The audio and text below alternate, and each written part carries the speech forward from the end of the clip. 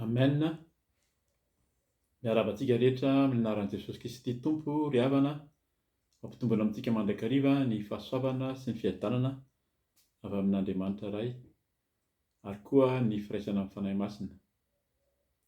Alohan'ny hivavahantsika dia efa tolotra indray izany ny lohateny izay fampizarantsika, ifampiarezantsika anio. Ny tenin'ny Tompo na ny hafatra avy amin'ny fanahy masina no ambarantsika dia ny teny hoe ny fitsarana farany. Ny fitsarana farany miverina foana izy io tatoato tian'ny Tompo hazavaina amintsika sy ampifantarina antsika fa efa akaiky tokoa ny farany, efa ho avy Jesosy, ka tiany averimberina amintsika mandrakariva ny amin'ny hoe ahoana moa zany ny toetrantsika na ny mombantsika rehefa ho avy ny fiafaran'izao tontolo izao. Dia azo tenenina koa hoe ny fitsarana farany hoe amin'inona moa no hitsaran'Andriamanitra antsika. Raha ho tsarain'Andriamanitra zany tsika amin'izany hoe fitsarana zany dia amin'inona ny hitsaran'Andriamanitra antsika. Manasa antsika sady zany hanomana ny vakiteny dia ao amin'ny Matio 5:20 manomboka hatramin'ny 1:30 ka hatramin'ny 4:7 azafady. 1:30 ka hatramin'ny 4:7 ao amin'ny Matio 5:20. Hiary hivavaka tsika tompoko. Ry Andriamanitra iray, ry Jesosy Kristy Tompo, fanahy masina, idera mankalaza amin'ny voninahitra anao mandrakariva amin'ny fahasoavana, amin'ny fiadanana, famindrapo ataonao aminay isan'andro. Velonaina, salama, matanjaka dia avy aminao zany. Ianao mamindra fo mandrakariva, ary indrindra ianao nanolotra ny ranao soa hanadio sy hanavao anay, ka dia isaorana anao zany satria avy aminao zany. Ianao ny anton'ny zavatra rehetra, ianao ny fisian'ny zavatra rehetra, ka dia ianao no isauranay. Raha hifampizary izay Tompo, hiteny indray araka ny sitraponao, dia mangataka amin'ny fainao masina hiteny ao ka tsy hisambara afa-tsy ny sitraponao irery ihany, ary ao ka tsy hisy hohaninay koa afa-tsy ny feonao irery ihany Tompo. Dia mitenena araka ny fombanao mandrakariva fa voninkaino izay, aminaranao Jesosy Kristy no avy zavavaka izany. Alleloia. Amen. Ho vakiako manontolo zany dia afaka mamaky ianao ny ao amin'ny Matio 5:20 manomboka amin'ny 1:30. Vakiako aminaran'i Jesosy araka izany indrindra ny soramandry eto amin'ny baiboliko izany dia hoe ny fitsarana farany, ary izay no nakako an'ilay lohateny teo fa azo adika ihany koa hoe ho tsaraina. Amin'inona moa no hitsaran'Andriamanitra antsika? Vakiana aminaran'i Jesosy. Ary tonga teo amin'ny voninahiny, azafady averiko, ary raha tonga amin'ny voninahiny ny zanak'olona miaraka amin'ny anjely rehetra dia hipetraka eo ambony seza fiandrianan'ny voninahiny izy, ary hovoriany eo anatrehany ny firenena rehetra dia hanavaka azy ireo izy, tahaka ny mpiandry ondry manavaka ny ondry amin'ny osy. Koa metraka ny ondry eo amin'ny ankavanana izy, fa ny osy kosa dia eo amin'ny ankaviany. Amin'izay ny mpanjaka dia hilaza amin'izay eo ankavanany hoe avy anareo izay notahiany-draiko, mandovaha ny fanjakana izay voahomana ho anareo ratrizay nanorenana izao tontolo izao. Fanoana aho dia nomenareo hanina, nangetaheta aho dia nampisotroanareo, nivahiny aho dia nampiatranoanareo, tsy nanan-kitafy aho dia nampiakanjonareo, narary aho dia notsaboanareo, tao an-tranomaizina aho dia novanginareo. Ary hamaly ahy ny marina ka hiteny hoe Tompoko, oviana no hitanay noana ianao ka nomenay hanina, na nangetaheta ka nampisotroanay, ary oviana no hitanay nivahiny ianao ka nampiatranoanay, na tsy nanan-kitafy ka nampiakanjonay. Oviana koa no hitanay narary ianao na tao an-tranomaizina ka novanginay. Dia hamaly ny mpanjaka ka hiteny aminy hoe lazaiko aminareo marina tokoa, araka izay efa nataonareo tamin'ny iray amin'ireto rahalahy kely indrindra ireto no nataonareo tamiko. Ilaza indray amin'izay eo amin'ny ankaviany kosa izy hoe miala amiko ianareo izay voaozona ho any amin'ny afo maharitra mandrakizay izay voavoatra ho an'ny devoly sy ny anjeliny. Fanoana aho nefa tsy mba nomenareo hanina nangetaheta aho nefa tsy mba nampisotroanareo, ny vahiny aho nefa tsy mba nampiatra anareo, tsy nitafy aho nefa tsy mba nampiakanjonareo azafady, narary sy tao an-trano maizina aho nefa tsy mba novanginareo. Ary hamaly kosa ireo hoe tompoko oviana no hitanay noana ianao na nangetaheta na ny vahiny na tsy nitafy na narary na tao an-trano maizina ka tsy mba nanompo anao izahay. Fa izy hamaly azy ireo hoe lazaiko aminareo marina tokoa araka izay nataonareo tamin'ny iray amin'ireto kely indrindra ireto no tsy mba nataonareo tamiko. Ary ireo dia hiala ho any amin'ny fampijaliana mandrakizay, fa ny marina dia ho any amin'ny fiainana mandrakizay. Alleluia, amen. Teny enitsika matetika izany fa misy mbola fanambaran'ny tompo tiany aseho amintsika indray zany, tiany aseho amiko, tiany aseho aminao tsirairay avy izay mihaino izao tenin'Andriamanitra izao koa, sy fampizara amin'ny olona raha tsapanao ny tenin'ny tompo izay zarainy amintsika androany. Ny teny dia misy foana sitrapon'ny tompo, izay mahatonga anazy hoe tsy mety lany ritra ny tenin'Andriamanitra, fa misy amin'ny teny frantsay hoe révélation na zava-miafina aseho an'ny tompo. Isaka mamaky ny tenin'Andriamanitra tsika na isaka ny manazava ny tenin'ny tompo dia misy zava-miafina tiany ambara mandrakariva. Eto zany dia rehefa vakiana ny tenin'ny tompo, vakiako hatrany amin'ny 1:30 raha tonga amin'ny voninahiny ny zanak'olona miaraka amin'ny anjely rehetra dia hipetraka eo ambonin'ny seza fiandrianan'ny voninahiny izy.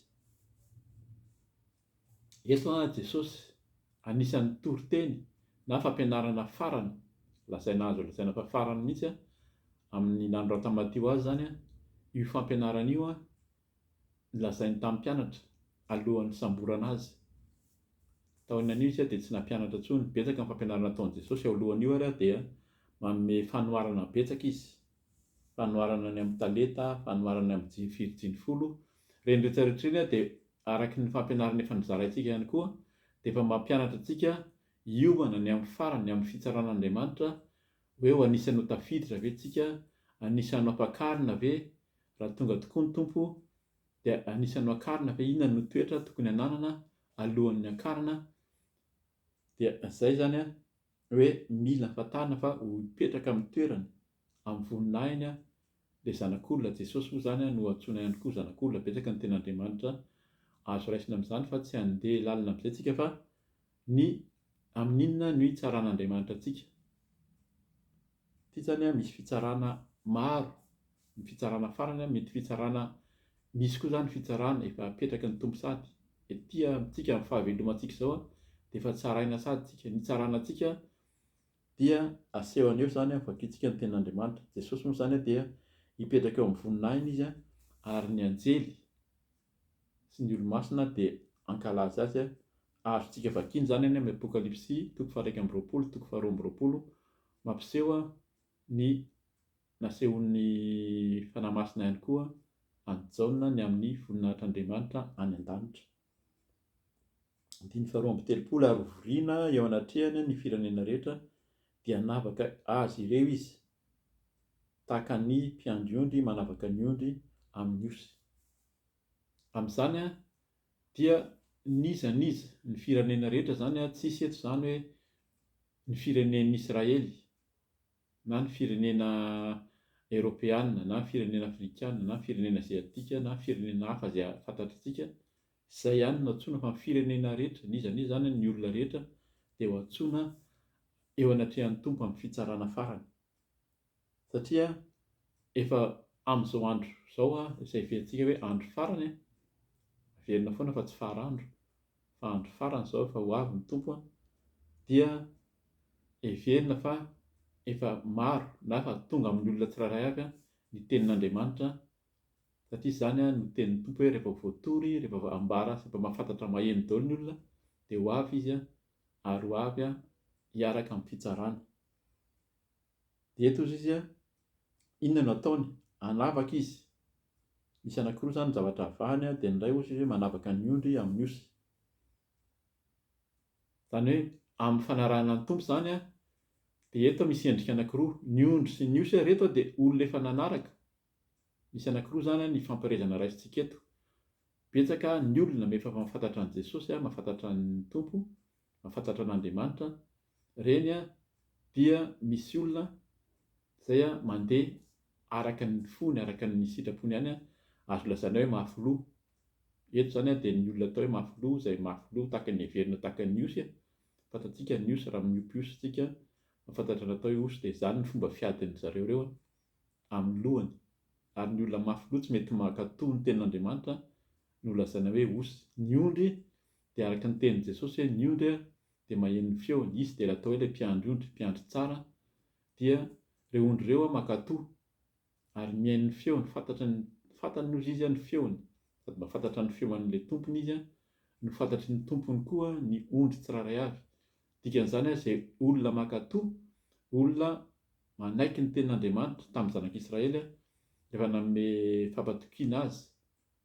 Ny tompo na Mosesy araka ny tenin'Andriamanitra dia miteny foana izy hoe raha mankatoy sy manaiky ny didy ianao, mankatoy ny didy izay nomen'Andriamanitra dia omen'Andriamanitra anao ny tany Kanana holovanao, na ny fahasoavana, ny fitahiana. Dia misy natao hoe loza ary misy natao hoe fitahiana na ozona. Omena izay tsy mpankatoy izany na omena izay mankatoy sy manaraka ny didin'ny tompo. Tsy hamaky izany koa tsika, afaka mamaky ny tenin'Andriamanitra tsika. Ny didy izay nomen'ny tompo ho an'i Mosesy dia ny didy 10 ao amin'ny Exodosy 20. Na teny 10 moa izany nisy tenin'Andriamanitra izay nomeny amin'ny Mosesy. Napetraka hoe didy koa izy ho an'ny olona, izany teny hoe didy fa tenin'Andriamanitra io. Tenin'Andriamanitra rehetra dia didy sy mampafantatra ny sitrapon'Andriamanitra. Dia io tenin'Andriamanitra io raha mankatoy tsika ny fampianarana nomeny Jesosy. Be dia be izany fampianarana, mazoto mamaky ny tenin'Andriamanitra aloha. Raha fantatrao ny tenin'Andriamanitra dia nampianarina araka ilay teny resantsika teo hoe raha miverina mamaky ny azafady raha miverina mamaky ny eo aloha tsika ny 520, 420 sy ny manarak'izay hatrany amin'ny voalohany ihany na Matthieu fotsiny ihany ary, dia nampianatra Jesosy, nampianatra teo an-tendrombohitra hoe inona moa izany ny tena atao hoe fanarahana, ny tena hoe tiana sy ankasitrahan'ny tompo. Dia mankatoy azy manaiky ny didiny ary mino fa izy ilay zanak'Andriamanitra izay nomen'Andriamanitra, ary hiakatra any an-danitra koa izy mipetraka amin'ny fiandrianana io izany hitsara. Ary mino koa fa izy dia nanolotra ny tenany teo amin'ny hazofijaliana, nanjatsaka ny rahany ho famonjena, ho fanavotana antsika, tsy noho ny fahamarinana antsika fa noho ny famindrapon'Andriamanitra no ahafahantsika matoky azy. Fa betsaka ny olona mahafantatra koa matoky, mino fa misy Andriamanitra, misy Jesosy, fa tsy manaiky ny didiny, tsy manaraka ny teniny fa manao izay saim-patany moa izany na mafiloha. Efa teneniny hoe aza tao ny manopy sampy, mivavaka amin'ny sary, mivavaka amin'ny sary vato. Dia mieritreritra ny olona hoe tsy mety, tsy manino izany fa fanao izao fa nataony teo aloha, nataony razana. Dia izay no ataon'ny olona, mivavaka amin'ny razana, aza mandainga, aza mamono ny olona, aza mijangajanga.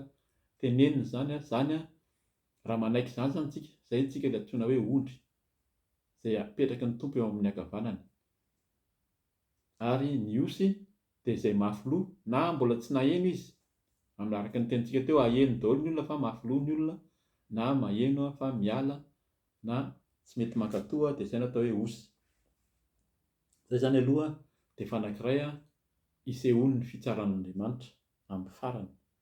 Dia inona koa izany no tena teneniny efa nivakitsika teo manomboka eto izany dia teneniny hoe koa hametraka ny ondry eo amin'ny ankavanana izy fa ny osy kosa dia eo amin'ny ankaviany. 4:7 amin'izay ny mpanjaka dia ilaza amin'izay eo ankavanany hoe, izany hoe ilay zanak'olona, ilay Jesosy Kristy teo aloha teo izany dia io natao hoe mpanjaka, io natao hoe mpisorona, io natao hoe mpaminany. Fa misy fampianarana amin'izay koa zany raha mijery ianao amin'ny lesona ny mena amin'ity fampianarana amin'ny ho avy Jesosy ity dia misy hoe Jesosy Kristy io ilay mpisorona be io ihany koa ilay mpanjaka voafidy ary io ihany koa no mpaminany izay nirahan'Andriamanitra ankoatra ny asa sy ny fanomezam-pahasoavana amin'ny maha zanak'Andriamanitra azy koa zany.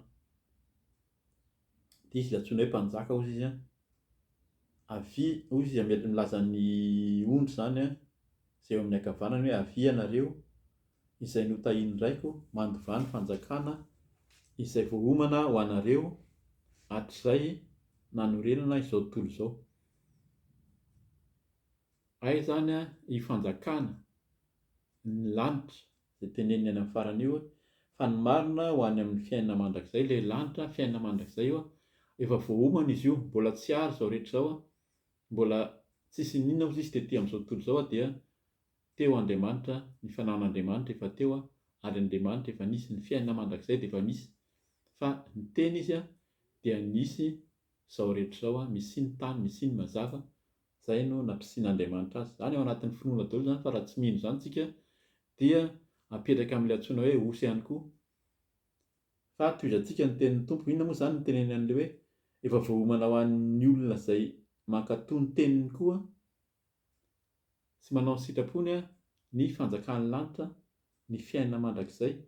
Dia inona ny teneniny 5:30 fa nonao dia nomenareo hanina nangetaheta aho dia nampisotroanareo ny vahiny aho dia nampiatranareo tsy nanan-kitafy aho dia nampiakanjonareo narary aho dia notsaboinareo tao an-tranomaizina aho dia novanginareo ary hamaly azy ny marina ka hiteny hoe tompoko oviana no hitanay nona ianao ka nomenay hanina nanangetaheta ka nampisotronay ary oviana no hitanay ny vahiny ianao ka nampiantranonay na tsy nanan-kitafy ka nampiakanjonay oviana koa no hitanay narary ianao na tao an-tranomaizina ka novanginay dia hamaly ny mpanjaka ka hiteny amin'ny hoe lazaiko aminareo marina tokoa araka izay efa nataonareo tamin'ny iray amin'ireto rahalahiko kely indrindra ireto no nataonareo tampoka. Izay zany no takian'ny tompo ao anatin'ny fitsarana. Inona ny itsarana antsika dia ny zavatra nataontsika nataoko nataonao tamin'ny rahalahana Jesosy izay kely indrindra ozy izy. Jesosy efa niteny rehefa nentina teo anatrehany tamin'izy teo amin'ny hazo fijaliana dia naseho taminy reto ny rahalahinao sy ny ray aman-dreninao fa mamangy anao mijery anao dia ozy izy hoe ny rahalahiko sy ny havako ny anabaviko dia izay mankatoy ny teny izay nampitondrainy iray. Inona zany ilay resantsika teo ilay didin'Andriamanitra sy mino fa izy ilay zanak'Andriamanitra izay natao hoe rahalahiny ary ilay rahalahy kely dia ireo olona mijaly ao anatin'ny fahoriana ao anatin'ny aretina any am-pigadrana ao anatin'ny fahantrana tsy manan-kitafy zany rehefa ao anatin'izany ny olona dia tena hoe atao ankilabao matetika eo amin'ny fiarahamonina ary hitantsika izany fa ny olona sahirana ny olona mandra indrindra zany indrindra ka rahalahin'i Jesosy dikany hoe rahalahiny zany olona mino azy raha mino an' Jesosy ianao izay ilay hoe teny efa ho an'ny olona izay efa mino koa. Misy zany izay no ezaka ataontsika ampafantaritsika zany rehefa mahafantatra an'i Jesosy tsika dia ampafantaritsika amin'ny olona rehetra hoe misy an'ity Jesosy Kristy tompo ity mino azy ianao fa raha rahalahiny ianao tsy mba ataony tsinotsinona fa amin'ny toerana misy anao na ao anatin'ny fahantrana na ny aretina ninona mahazo anao dia ho hitan'Andriamanitra ny fahorianao ainy ny mamaha ny olana rehetra. Dia izay zany ilay rahalahy kely dikan'izany olona mahafantatra azy aloha natao hoe rahalahiny ary ilay kely dia ny olona ao anatin'io fahasahiranana ny tononony teo ireo. Izay no antsoiny hoe raha nanao zavatra tamin'ireo olona ireo tsika dia izay no antsoiny hoe rahalahy ary hitsarana antsika izany anisany ary lazaina mihitsy hoe ho tsaraina koa zany voalohany hitsarana ny olona na dia mandeha araka ny fahamasinana ary tsika mandeha araka ny fahamarinana ihany koa izay voalohany hitsarana antsika dia ny fitsarana anankiray izay farany ihany koa izy dia ny amin'ny asa nataontsika teo anatrehan'ireo mpanompon'Andriamanitra dia manaradia azy izay heverina fa kely ary. Fa izay no takian'ny tompo izany. Amin'ny anaran'i Jesosy dia toizako izany ny andininy fa 120 ilaza indray amin'izay eo ankaviako kosa izy hoe amin'izay ankaviany kosa izy hoe miosy izany miala ambiko ianareo izay voaozona. Araka ny resakintsika dia ozona no omeny efa ny tenenin'Andriamanitra izany tamin'ny Mosesy tsy tamin'ireo olona mpanaradia azy, fa ozona sy fahantrana loza no azo ny olona mafy loha tsy mahatoky, tsy mino an'Andriamanitra, tsy mino an'i Jesosy Kristy. Ianareo izay voaozona ho any amin'ny afo maharitra mandrakizay, mbola sady efa voaozona no mbola handeha any amin'ny afo maharitra mandrakizay. Io no fitsarana ny afo be izay lazaina hoe afo be fahitantsika amin'ny afo be, fa misy tsy mino an'izany ny olona, fa izany no tenin'i Jesosy eto talohan'izy hoe tena hoe novonoina izany. Voaozona ho any amin'ny afo maharitra mandrakizay izay voavoatra ho an'ny devoly sy ny anjeliny. Izany hoe misy devoly, fantatsika efa ny devoly izany Satana dia ilay anjely izay voaroaka tany an-danitra tany satria mikasa na mitady hahazo ny toeran'Andriamanitra. Misy ny anjelina izay irahany miaraka aminy koa dia ireo olona voasitrana miaraka aminazy ireo izany izay mafy loha tsy mino an'Andriamanitra, na dia efa naheno rehefa toriana, izay no handeha amin'io hoe afo maharitra mandrakizay izay voavoatra ho an'ny devoly sy ny anjeliny io. Dia inona nataon'ireo indray izany? Fanoana aho nefa tsy mba nomenareo hanina, nangetaheta aho nefa tsy mba nampisotroanareo, nivahiny aho nefa tsy mba nampiatra anareo, tsy nitafy aho nefa tsy mba nampiakanjonareo, narary sy tao an-trano maizina aho nefa tsy mba novanginareo. Ary hamaly ahy kosa ireo hoe tompoko, oviana no hitanainona ianao, na nangetaheta na nivahiny, na tsy nitafy na narary na tao an-trano maizina ka tsy mba nanompo anao izahay. Fa izy hamaly azy ireo hoe lazaiko aminareo marina tokoa, araka izay nataonareo tamin'ny iray amin'ireto kely indrindra ireto no tsy mba nataonareo tamiko. Ary ireo dia hiala ho any amin'ny fampijaliana mandrakizay, fa ny marina dia ho any amin'ny fiainana mandrakizay. Mazava tsara ny tenin'i Jesosy, sy Jesosy mihitsy no miteny tenin'ny tompo eto mampafantatra ny amin'izany hoe fitsarana faran'izany inona nataontsika teo anatrehan'Andriamanitra, teo anatrehany ireo olona manaradia azy, ireo rahalahiny izay velona kely tsy nitsinona inona ny efa nataontsika, na inona koa izany nampifantarantsika. Izay no ataontsika hoe mampafantatra ny olona izay tsy mahafantatra, mba hafantatra fa ho tsaraina araka ny zavatra ataon'ny olona. Any amin'ny Apokalipsy 2:20 eo fandraisahako teo, fa tenin'ny tompo izany, teny fanahy masina, ho tsaraina araka ny asan'ny olona tsirairay avy, fa mila mahafantatra tsika sy mila mandeha izany mandeha araka ny sitrapon'Andriamanitra, fa raha miziroziry tsika mafy loha tahaka ny osy dia ny fitsarana menantsika izany dia any amin'ny elo, fa ry afo koa izy ny filazana azy. Inona ny tenenina amin'ny teo hoe ireo voaozona dia ho any amin'ny afo maharitra mandrakizay izay voavoatra ho an'ny devoly sy ny anjeliny. Mampatahotra izany ry havana, aingane ka tsy ho amintsika indrindra izay efa mahafantatra no ho lasa amin'izany, fa ankoatra ny fahamasinana izay tenenin'ny tompo, ny fahamarinana, betsaka amin'ny fahamarinana araka ny teny teo, vakio tsara ny didy folo. Fa mahafantatra ny didy folo ianao dia fantatrao tsara mihitsy izany hoe inona izany fahamarinana ataon'ny tompo izany sy ny fahamasinana. Ary indrindra koa izany enoy vakio ny amin'ny Matio manomboka Matio 1 ihany nefa miteny, sy ny Matio manomboka amin'ny 5 eo moa izany ny tompo ny tena nampianatra tao amin'ny tenim-bohitra, mampafantatra hoe inona ny tena tokony atao, fitondran-tena miendrika amin'ny maha-kristianina, miendrika amin'ny mpanompon'Andriamanitra, ahafahantsika miditra any amin'ny fanjakan'ny lanitra. Dia ampiany eto izany ny toetra na ny asa tokony ataontsika eo anatrehan'ireo rahalahy Jesosy Kristy izay mpianatra mahafantatra azy zany raha atao hoe rahalahy ny araka ny resantsika teo, izay atao hoe kely ihany koa ao anatin'ny fahoriana, ao anatin'ny fahasahiranana. Inona no ataontsika tamin'izany ka dia ho tsarain'ny tompo araka izany ny tsirairay avy ihany koa, ka dia mampahery anao mandrakariva hitady ny fahamarinana sy ny fahamasinana avy amin'Andriamanitra.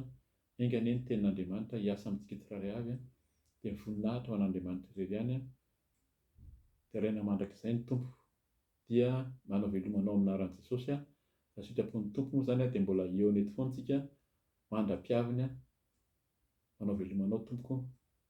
Amen.